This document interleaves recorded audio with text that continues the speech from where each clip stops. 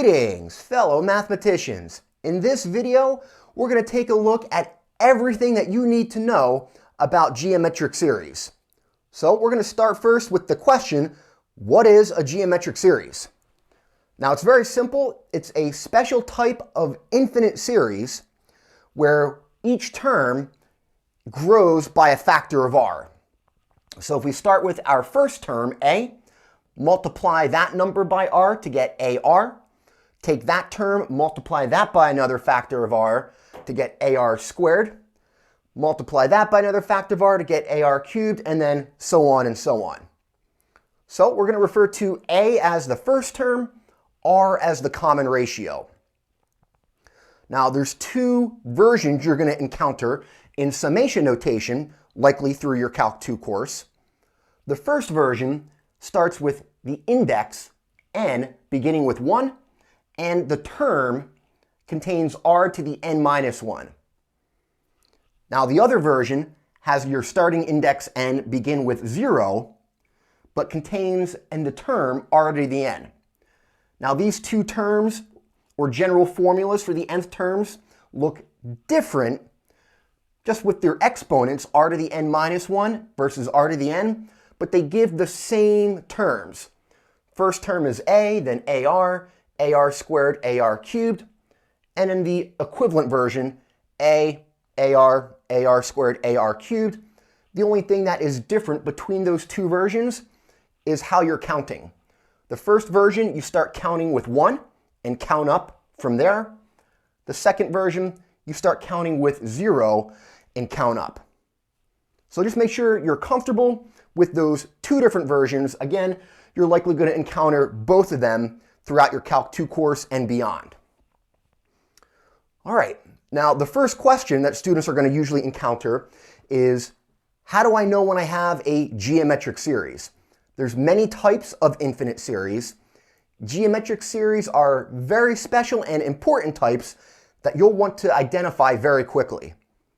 And there's a very quick trick to figure that out. There's this tip I always cover in my Calc 2 course for how to recognize if an infinite series is a geometric series. And it's due to each term here growing by a factor of r, or being multiplied by a factor of r. We can reverse that and get this nice simple criteria to check, where if we take a term in the series and divide it by the previous term, if this pattern holds where every term divided by the previous term is a number r, if it's the same number always for a term divided by the previous term, then we have a geometric series. All right, let's go ahead and apply that to two examples just to see if either of these, or both of them, or none of them are geometric series. So first thing, we'll want to identify the value of a. We're going to need that for other reasons. So your first term here, a, is 1. But we're interested in determining what r is. So let's go to our term and divide by the previous term. So 1/2 divided by 1, that comes out to 1/2. All right, we want to take a look at the next term, 1/4, and divide it by the previous term. So take 1/4, your term, divide it by the previous term.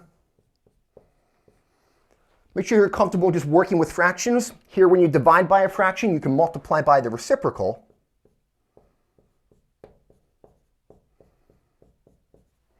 And that looks like it's going to reduce to 1/2 again. As many terms as you're given here for your infinite series, just make sure the pattern holds. Let's go to the next one. 1/8, that's your term. And then we're dividing by the previous term. 1/4. Same thing. We're going to multiply by the reciprocal, and again, that reduces to 1/2. So based off the number of terms we're given in that infinite series, we can see each term divided by the previous term gives 1/2. So we'll conclude here that our common ratio for this infinite series is 1/2. that's a geometric series since every term divided by the previous term is the same number. All right, pretty simple, pretty quick to determine. Let's go to example 2. First term, 5, that's your value for A. But what we're interested in is checking and seeing if the ratio is the same for every term divided by the previous term. So we go to the next term, negative 10 over 3.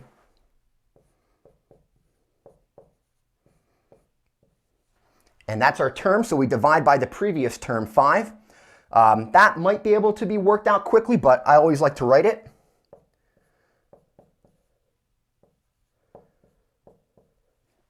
A little bit easier for me to see, and you can cancel some factors out, and it looks like you'll be left with negative 2/3. All right, we want to go to the next term, 20 over 9, and divide by the previous term. So take 20 over 9, and now divide it by negative 10 over 3. Be careful with fractions. I always like to, again, write out and see it on the board so I don't make mistakes in class. We're going to multiply by the reciprocal. Keep it 20 over 9, but now multiply by negative 3 over 10. And you can see you can cancel out here between the 20 and 10. You'll be left with a factor of 2 in the numerator. Between the 3 and the 9, you'll be left with a 3 in the denominator. This comes out to negative 2/3. Just make sure the pattern holds for the last term divided by the previous term. So term is negative 40 over 27, previous term 20 over 9.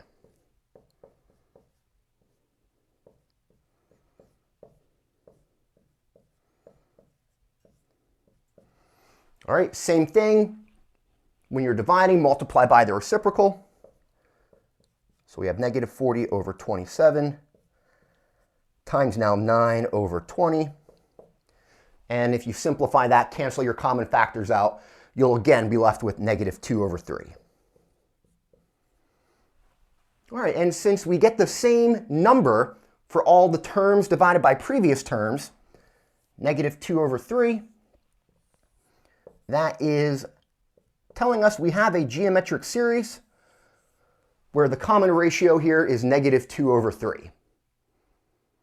All right, now that is the most basic quantities and questions you could be asked about a geometric series.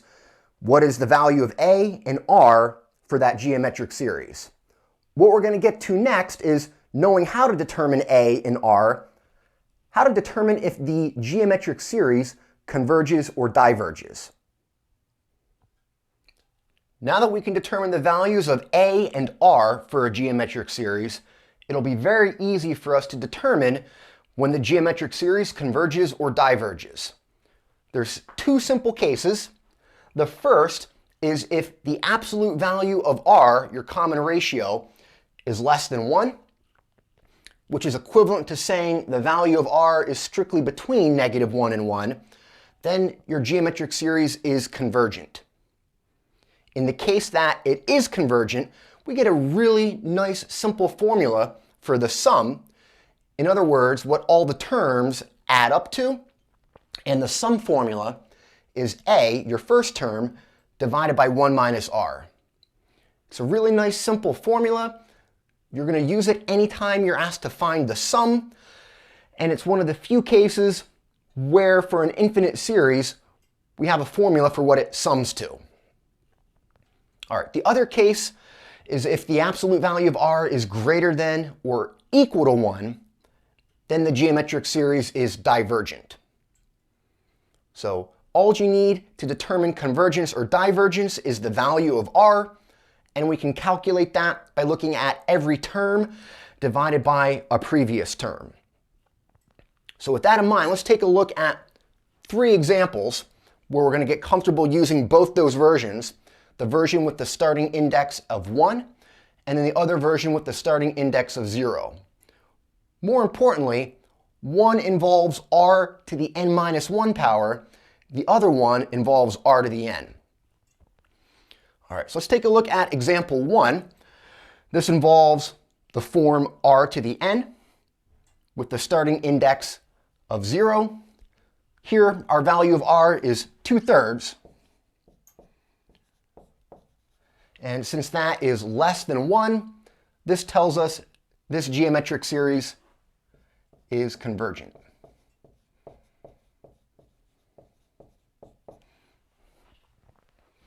All right, that's it. Moving on to now example 2. Here, again, we have a number to an nth power and starting index of 0. So this is our second version involving r to the n. The 5 is your value for a, but our value for r is 1.1. And since 1.1 is greater than 1, this geometric series is divergent.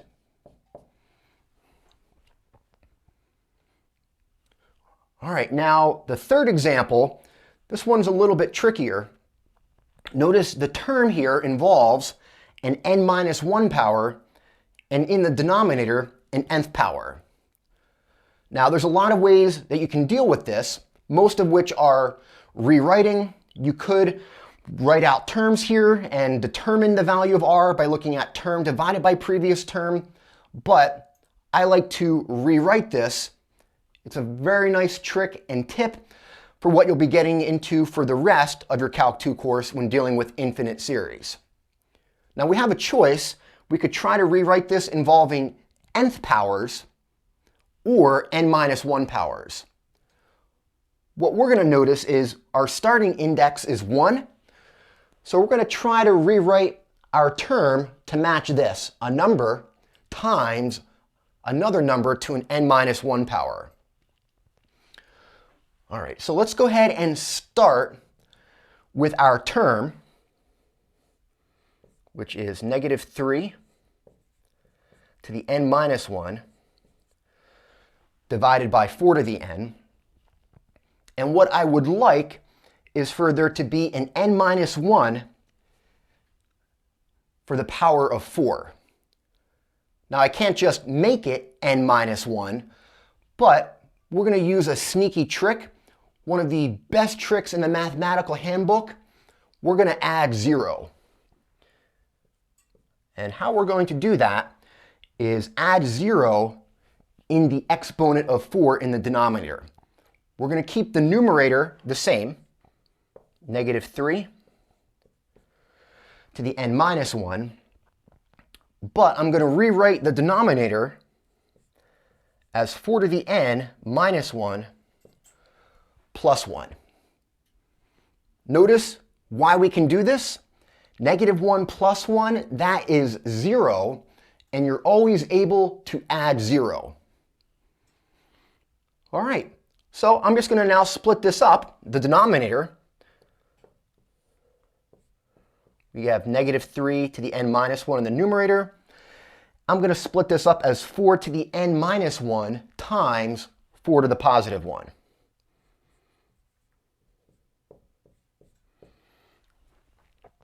And from here, we're basically done. I have 4 to the n-1 and -3 to the n-1. I can use basic exponent rules to write that as -3 over 4, all to the n-1 power. And in the denominator, the 4 to the 1, I'm just going to pull that out front and write it as 1 over 4. So our final step of rewriting this, that extra factor of 4, we're going to rewrite it as a 1/4. And then now times -3 over 4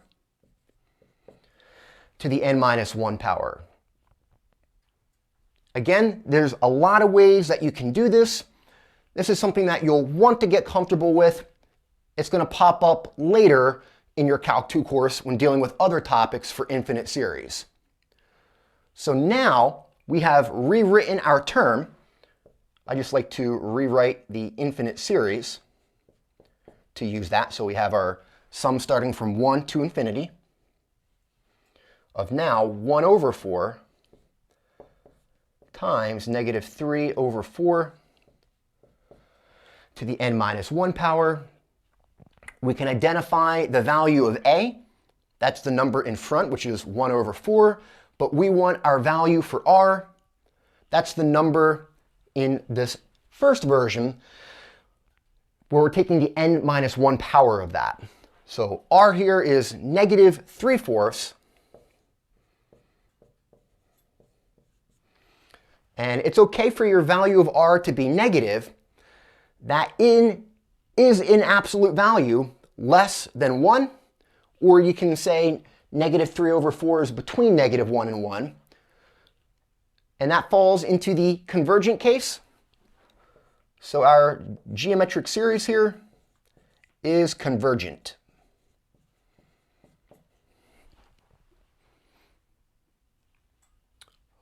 All right, that does it for these 3 examples. Definitely example 3 was the trickiest of these, and you'll likely see things like that through your Calc 2 course. Hopefully you now feel comfortable how to rewrite your term to match either of the 2 versions that you're comfortable using.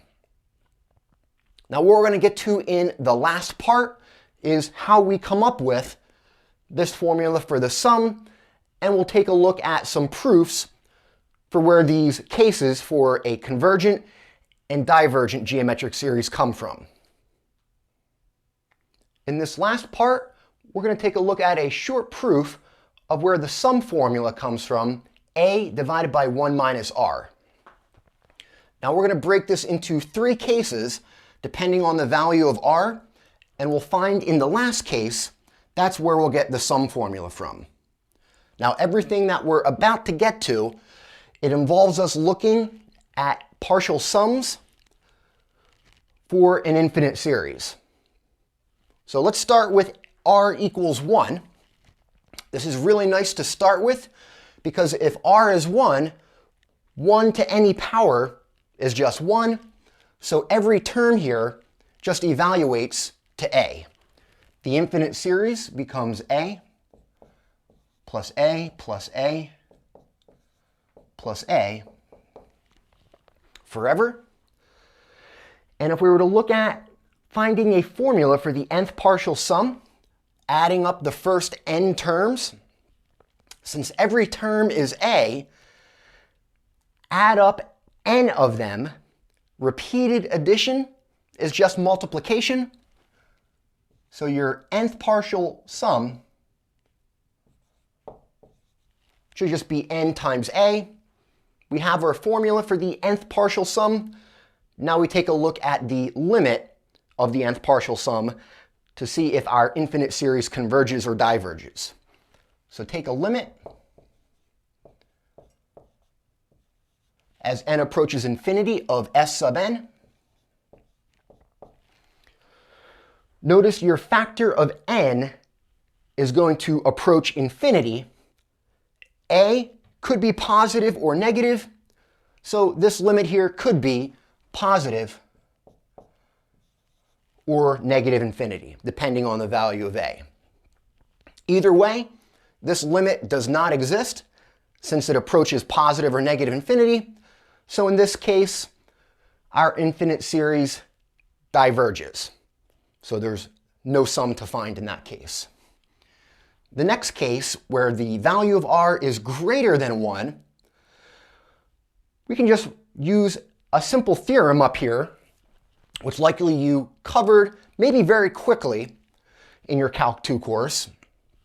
And it basically says is if we have a convergent infinite series, then the term has to approach 0 in the limit. What this really means is if your infinite series is going to converge, the terms have to get smaller and approach 0. Well, if we take a look at this case, where the value of r is greater than 1, take powers of that, r to the n minus 1, or r to the n, r to a power, where r is bigger than 1, that's just going to grow. So in this case, it's also divergent. The only case where our infinite series is convergent is if the absolute value of r is less than 1. In other words, if r is between -1 and 1, that's going to be the convergent case where we'll get the sum formula from. So let's go ahead and write out some of our partial sums here. We're going to start first with the first partial sum, which is just your first term. We're going to go down to adding up the next term for the second partial sum. So it would be a plus ar. All right, we're going to go to now the third partial sum. So add up the first three terms, a, ar, and ar squared.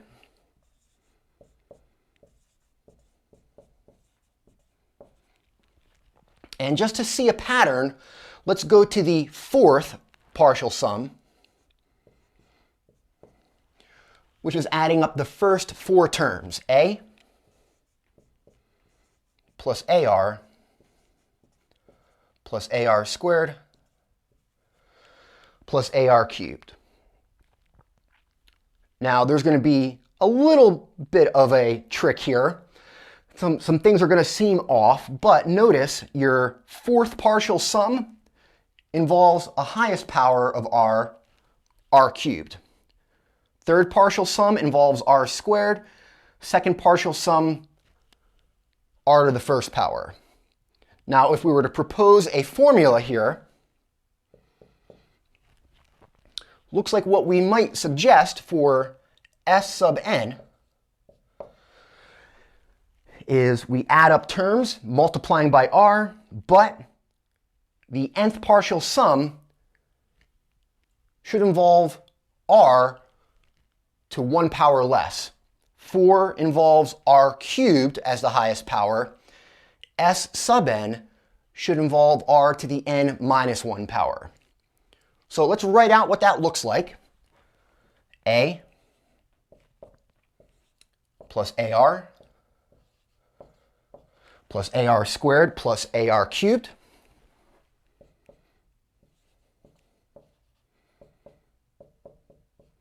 And again, we're proposing this as the nth partial sum, so we have a lot more terms. The final term that we get is a, but now times r to the n minus 1.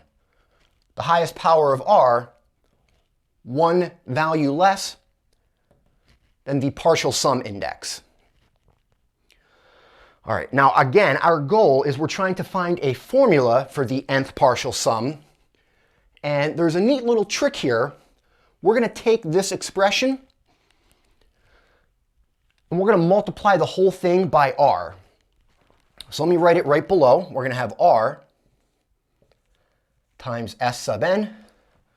Multiply your first term by r, you'll get ar. Next one by r, ar squared. Next one, ar cubed. Next one, ar to the fourth.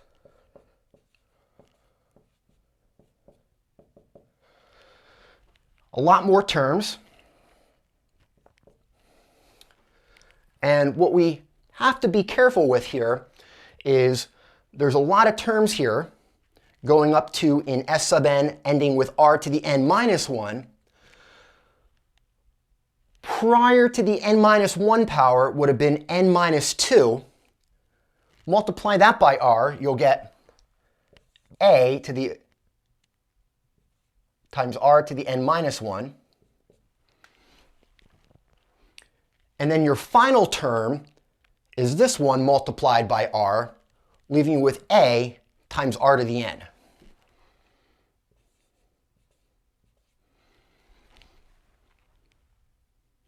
All right, and what we're going to notice here is if we subtract these two equations, a lot of terms will cancel. Notice I have ar. Those will subtract. Ar squared, those subtract and cancel. Ar cubed, those cancel. Buried in the dot, dot, dot, those terms that are there, but we're just generalizing to nth partial sums, there is an AR to the fourth, so that will cancel. And notice we have one last pair, A times R to the n minus 1. That would cancel as well. Now if we subtract these equations, notice what we're going to be left with. A, that doesn't pair with anything below. And A times R to the n, that doesn't pair with anything above. So if we subtract, we'll do top minus bottom. We get S sub n minus R S sub n. And on the right, all these paired terms cancel. We're subtracting, so they just subtract to 0. But we're left with A minus A times R to the n. And we can solve this algebraically for S sub n. Factor S sub n out here. You'll be left with 1 minus R times S sub n. And I'm even going to factor A out from the right side.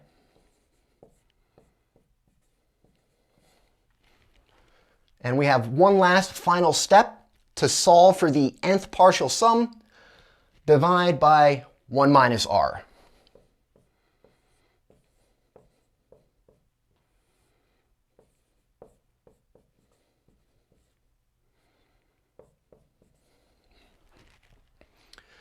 And we have our formula for the nth partial sum.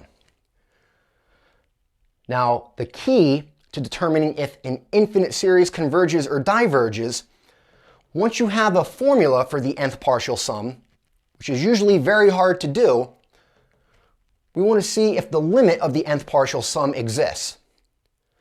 Now, we have to be careful here. We're assuming our value of R in absolute value is less than 1. So when I go ahead and now take a limit of this, in other words, the limit as n approaches infinity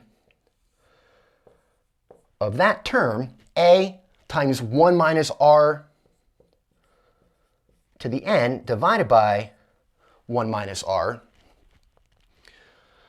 Since R in absolute value is less than 1, R to the n, that's going to approach 0 as n approaches infinity. If you have something smaller than 1, start taking powers of that. It's going to get smaller towards 0. So here, this R to the n term will approach 0. But what we'll be left with is A times 1 minus 0 divided by 1 minus R. And of course, you don't need the 1 minus 0. That's just 1. And we get our limit here.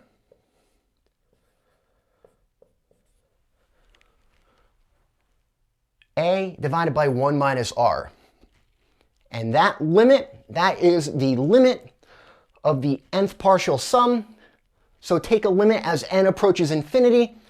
The partial sums approach this A divided by 1 minus R. And that is your sum formula for a convergent geometric series. Convergent here in the case where absolute value of R is less than 1. Hope you enjoyed that short proof. Little tricky here dealing with the abstraction of many terms, but nice little trick to get a nice simple formula for the nth partial sum. Hope you enjoyed the video. If you did, like and subscribe.